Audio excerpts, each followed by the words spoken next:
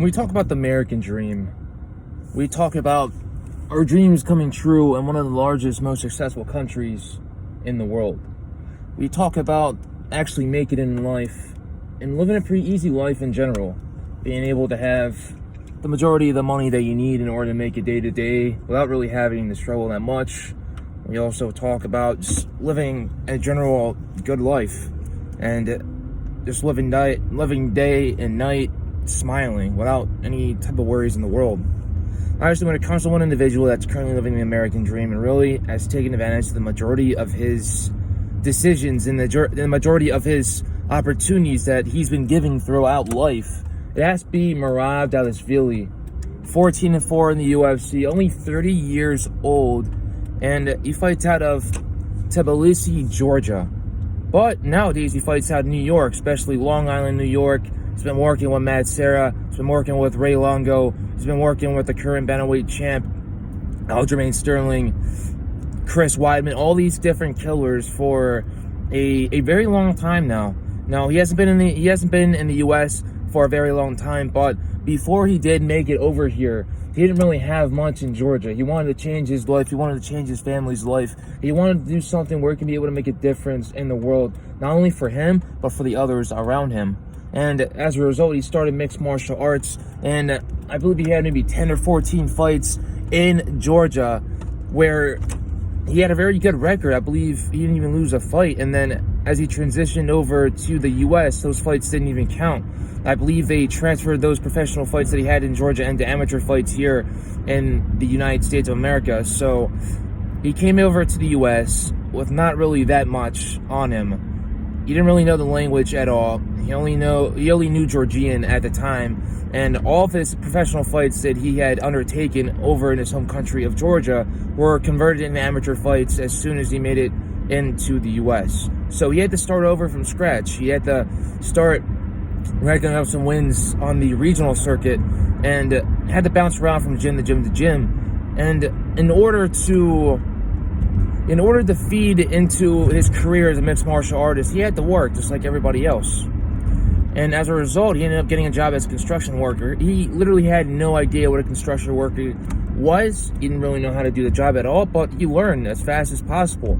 And if there's one thing about the Georgians, is that they learn very, very fast, just like a lot of other people in the world.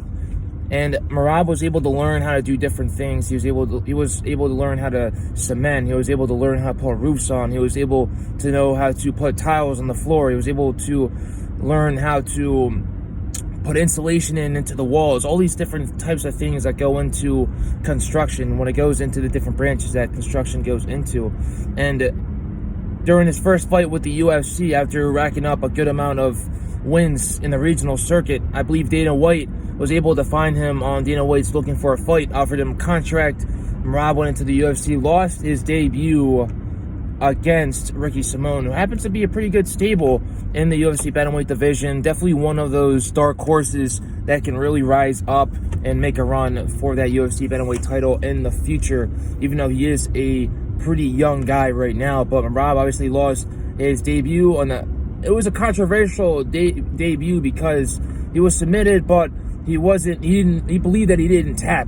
And in the video, it did show something weird on there, you know. Obviously, it looked like Merab tapped, but he didn't really.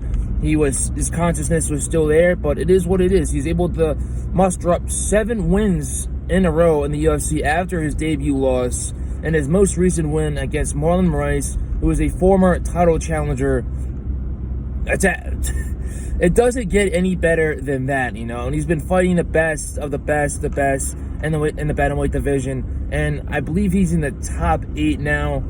I don't believe he's in the top 5, but he's really close, and he's really close to getting that title shot. He just needs to fight someone in the top 5, top 4 at the max in order to get what he wants, because a 7-fight winning streak is something serious. A 7-fight winning streak basically shows the bosses that you are the elite in the world, that you are one of the top dogs in that bantamweight division, which continues to flourish each and every single day. And it just goes to show that if you put your hard work, earnings, into everything, if you put your mind, heart, and soul in everything that you believe in, into having a lot of faith, because faith can move mountains at the end of the day. If you believe hard enough, if you have faith, hard enough. And that's what Merab had. He just had all those different factors all in the one, and now he's ready to really show the world why Georgia mixed martial arts is going to be officially on the map. And it really started this whole wave of Georgians coming into the UFC. And nowadays we see about, I believe, 5 or 6 Georgians are in the UFC now. I believe that Merab was one of the very first Georgians, if not the first, to make it into the UFC, really make a name for his country. And nowadays we see more Georgians moving to the US, more Georgians moving to Las Vegas in order to take advantage of the UFC PI, to take advantage of the resources that the US has to offer. And a lot of them are really making their ways up the rankings as well.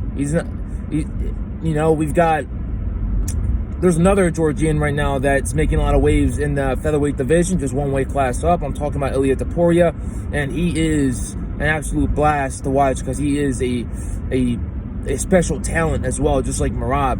And there's many more after that, but Merab, the American Dream, is literally what he should give his new nickname. But he's called the Machine for a reason, because you literally you gotta throw everything at him in order to get him out. But he just keeps on moving forward. He keeps on just trucking forward with the amount of heart that he has. His heart is probably larger than the size of every single continent combined, because that's how much of a great guy he is. That's how much of a great mixed martial artist he is. And that's how much he's given back to the sport of mixed martial arts. He's a true testament to what it is to be the American Dream, to what it is to take advantage of what this country can really give you, especially if you come from a different country, especially if you didn't even know how to speak the language coming in. Not only is he living here now, but he also speaks the language, and he's also a great ambassador for his country and a great ambassador for the sport of mixed martial arts, and really gives back to that Long Island community that really took him in, that adopted him and made it their own, basically. So Merab,